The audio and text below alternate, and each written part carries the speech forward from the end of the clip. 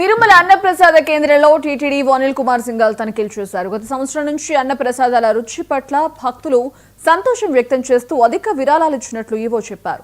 భక్తుల నుంచి వస్తున్న అపూర్వ స్పందన కారణంగా 2024-25 ఆర్థిక సంవత్సరంలో ట్రస్ట్ కార్పస్ నిధులు బాగా పెరిగాయని టీటీడీ ఈవో అనిల్ కుమార్ సింఘాల్ సంతృప్తి వ్యక్తం చేశారు.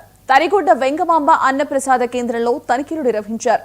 ఈ సందర్భంగా ఈవో భక్తులతో మాట్లాడి దర్శన సమయాలు, టోకెన్ విధానం, క్యూ లైన్ సౌకర్యాలు, అన్నప్రసాదం రుచి, తిరుమలలో వివిధ పాయింట్ల వద్ద అన్నప్రసాదాల పంపిణీ తదితర అంశాలపై సమాచారం సేకరించారు. తర్వాత వంటశాల, స్టోర్ రూమ్, జీడిపప్పు బాక్సులను పరిశీలించి అధికారులకు సూచనలు చేశారు.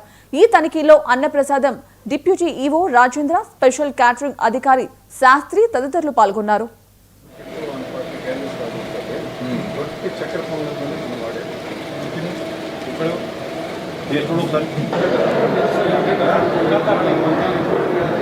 వెంకటేశయ్య 1985లో మనం ఈ అన్నదానం స్కీము ప్రారంభించాక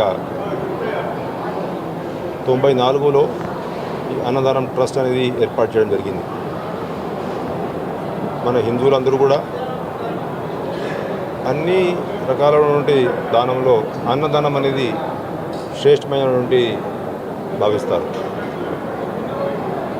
దానివల్ల మనకి ఉన్నటువంటి అన్ని ట్రస్ట్లో కూడా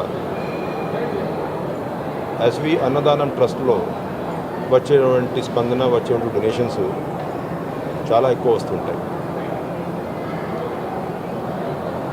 ట్రస్ట్ ప్రారంభించినప్పటి నుంచి ప్రతి సంవత్సరం మనకి అయ్యేటువంటి ఖర్చు